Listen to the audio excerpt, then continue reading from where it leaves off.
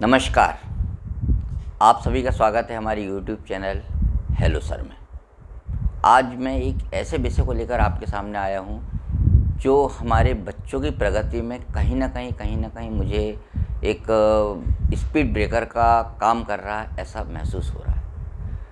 हम लगातार बच्चों की मनोवैज्ञानिक प्रगति, उनके एजुकेशन से रिलेटेड वीडियोस की एक जो सीरीज़ चला रहे हैं, क्योंकि अभी स्कूलों का सेशन ओवर होने वाला है, तो मैथ्स की जो चैनल्स हैं, मैथ्स के जो वीडियोस हैं, वो मैं आपको बहुत जल्दी स्टार्ट करने वाला हूं। उससे पहले ये जो बच्चों की सीरीज़ चल रही है पेरेंट्स के लिए, इस सीरीज़ में आज हम बात करेंगे बच्चों की एक्स्ट्रा केयर की। यदि अभी तक आपने हमारी चैनल को सब्सक्राइब नहीं किया है तो आप अवश्य सब्सक्राइब करें, क्योंकि आपका जो सब्सक्रिप्शन होता है और आपके जो लाइक और शेयर होते हैं वही हमारे लिए मोटिवेशन का काम करते हैं। और आपके कमेंट्स या आपका शेयर करना, आपका लाइक करना, आपका सब्सक्रिप्शन के जो नंबर्स होते हैं उस नंबर से हमको आगे वीडियो बनाने में बहुत प्रोत्साहन मिलता है।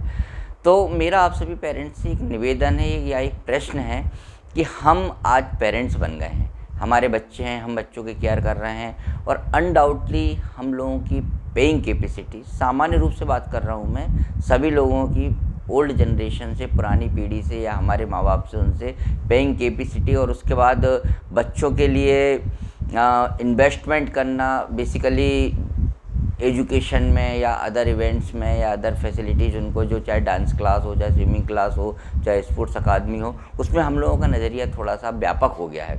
दृष्टिकोण हमारा ऐसा हो गया कि नहीं, हम बच्चों के लिए इन्वेस्टमेंट कर सकते हैं।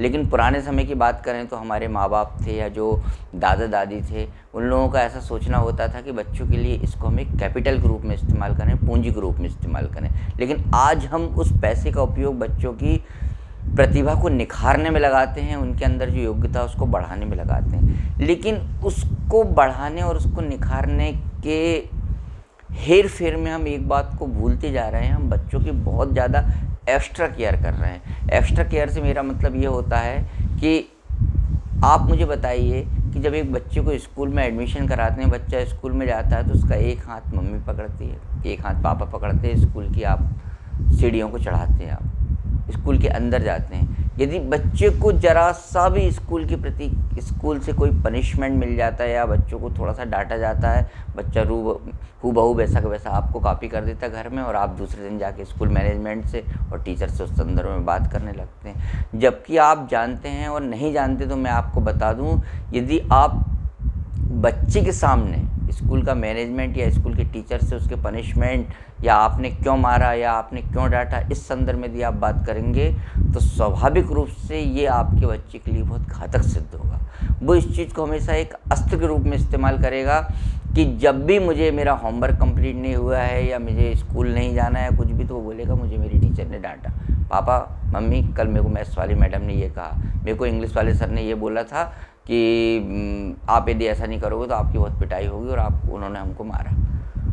वो भले ही सच हो या झूठ हो, लेकिन चूंकि आज की स्थिति में नॉर्मली सभी सिंगल चाइल्ड पेरेंट्स हैं, एक या दो, बस ये कंडीशन है बच्चों की, तो हम बहुत जल्दी उस चीज़ को बिल्कुल इमोशनली सोच लेते हैं और उठा के तुरंत हम स्कूल के ऊपर, या जो भी ऑर्गेनाइजेशन है, बच्चा डांस अकादमी में जा रहा है, स्विमिंग अकादमी में जा रहा है, कहीं भी स्पोर्ट्स अकादमी में जा रहा है, और तुरंत हम उसके ऊपर कार्रवाई करने के लिए आगे आ जाते हैं। लेकिन आप सोचिए कि जो वहाँ पर गुरु है, जो शिक्षक है, जो टीचर है, जो उसका कोच है स्पोर्ट्स का, वो यदि इस प्रकार का कुछ भी, मैं ऐसा नहीं कह रहा हूँ कि इसमें 100% उस पक्ष का, उस साइड का मैं पक्ष ले रहा हूँ, लेकिन 100% ये भी नहीं होता कि वो जो हैं वो आपके बच्चे के लिए कुछ बेमनस्यतापूर्ण या सिंगल साइड कोई ऐसा रिएक्शन करते हैं जिससे आपके बच्चे को पनिशमेंट देना होता है।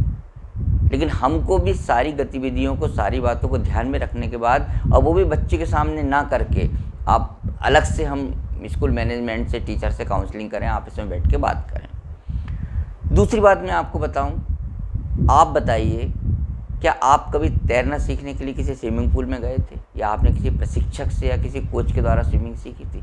हम सभी लोग नदी में तैरते थे। हमारे पापा जी, चाचा जी, अंकल, मौसी, बाजू वाले अंकल, ये वो अड़ोस पड़ोस के कोई भी लोग हम लोगों को तैरना सिखा देते थे, हम तैरना सीख जाते थे।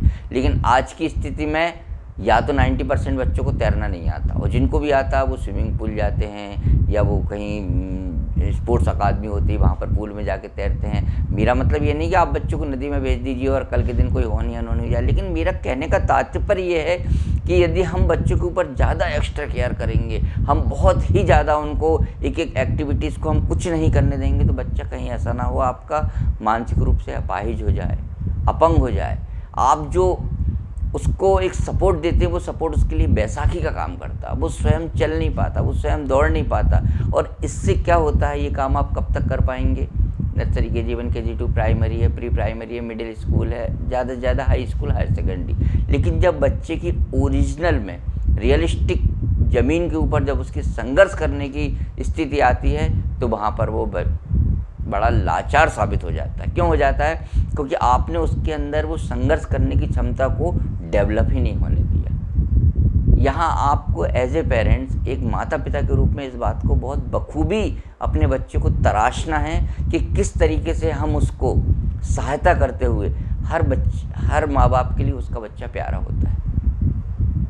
ऐसा उसका रीज़न हम नहीं देंगे कि हम, यदि पुरानी पीढ़ी में या ओल्ड जनरेशन में हम लोग 4-5 भाई बहन थे या बहुत सारी संतानें होते थे, तो माँ बाप थोड़े से निश्चिंत होते थे, निष्फ़िक्र हो जाते थे।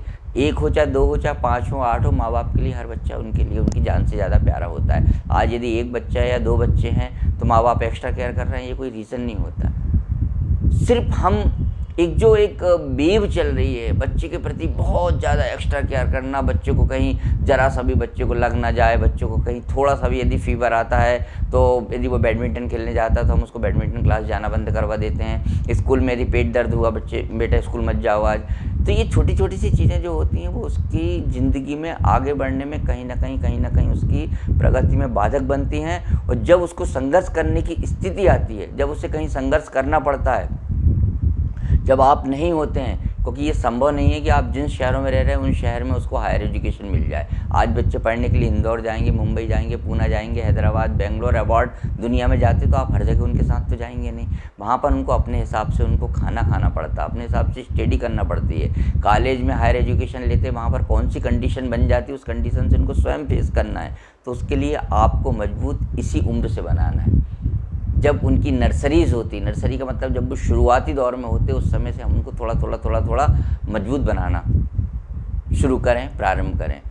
थोड़ा सा आप पीछे जाके सोचिए, अपने धर्म में सोचें, अपने हिंदू धर्म के हिसाब से यदि हम बात करें, तो क्या हमारे भगवान राम को या भगवान कृष्ण को किस चीज़ की कमी थी, उनके परिवार में किस बात के लिए कोई ऐसी चीज़ थी कि हम हमारे बच्चों को ना भेजें? उसके बाद राजा दशरथ हों या कृष्ण जी के पेरेंट्स हो, क्या उन्होंने उनको गुरुकुल नहीं भेजा?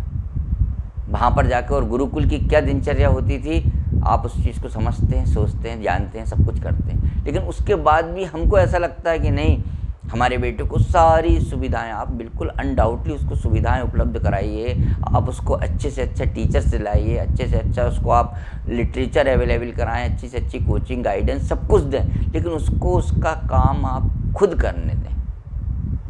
आज बच्चे साइकिल चलाना नहीं सीखते, सीधे गाड़ी चलाने लगते हैं, क्योंकि हमने उसको साइकिल चलाने की जो उम्र होती है, उस उम्र में हमने उसको साइकिल ना चलाकर बहुत जल्दी उसको मोपेड और स्कूटी अवेलेबल करा दी। बच्चे की जब गाड़ी आती है स्कूल में, स्कूल जाने के लिए, तो हम दोनों हाथ पकड़ के उसको चढ़ाते हैं। आप चढ़ा तो देंगे, लेकिन आप मुझे बताइए, बच्चा स्कूल में स्वयं उतरेगा? हम उसका बैग लेके गाड़ी तक जाते, वो अपना बैग लेके क्या गाड़ी स्कूल के कैंपस में पूरा ग्राउंड नहीं जाएगा, पूरी क्लास के अंदर नहीं जाएगा, वो अपनी बॉटल खुद निकालेगा, बॉटल से पानी पिएगा। तो ये सब बातें, ये सब चीज़ें यदि हम उसको थोड़ा करके हमारे घर में, और हम उसको सक्षम नहीं बनाएंगे, तो आप सच मानिए कि आज जो हम ये जो इंसिडेंट सुनते हैं, जो कि मैं आपको ऑनलाइन नहीं बोलना चाहता, इस प्रकार की जो गतिविधि हमारी यंग जनरेशन के साथ हो रही है, वो उसी परिस्थितियों का सामना करते हैं, क्योंकि उनके अंदर संघर्ष करने की क्षमता नहीं होती है। वो आंतरिक रूप से, मानसिक रूप से इतने अधिक मजबूत नहीं हो पाते हैं, इतने डेवलप नहीं हो पाते। तो मेरा आप सभी से निवेदन है कि आप अपने बच्चों को मजबूत बनाएं, क्योंकि वो आपका बच्चा है, हमारे देश का नागरिक है। और आने वाले समय में जिस तरीके से दुनिया में कंपटीशन बढ़ रहा है, उस कंपटीशन में यदि आपके अंदर मानसिक रूप से, शारीरिक रूप से मजबूती नहीं है, बौद्धिक रूप से आप बहुत आगे नहीं हैं, तो आप दुनिया की दौड़ में आगे नहीं बढ़ पाएंगे। तो मेरा आप सभी पेरेंट्स से निवेदन है कि समर वेकेशन में आप बच्चों के अंदर इस तरीके की चीज़ें डेवलप करें कि वो अपना काम स्वयं करना शुरू करें। मानता हूँ आपके पास बहुत पैसा है, आप बहुत सक्षम हैं, लेकिन अपने बच्चों को घर के छोटे छोटे काम करना सिखाइए। उनको जो एक्टिविटीज़ होती हैं अपनी लाइफ से संबंधित जो गतिविधियाँ होती हैं उन गतिविधियों में संलग्न कीजिए। ज़िंदगी की दौड़ में उनको यदि आगे बढ़ाना है तो हम उनका वाहक बने, हम उनको आगे बढ़ाने में सहायता करें, लेकिन हाथ पकड़ के न चलाएं। तो मुझे विश्वास है कि आज की इस वीडियो से आप अपने बच्चों के जो उनका पालन पोषण होता है, उनकी जो केयर होती है, उस केयर को आप किस तरीके से करेंगे, यही तो खूबी है एक पेरेंट्स की। मुझे आशा है ये वीडियो आपको पसंद आएगा। अच्छा लगे तो शेयर करें, लाइक करें, सब्सक्राइब करें। नमस्कार।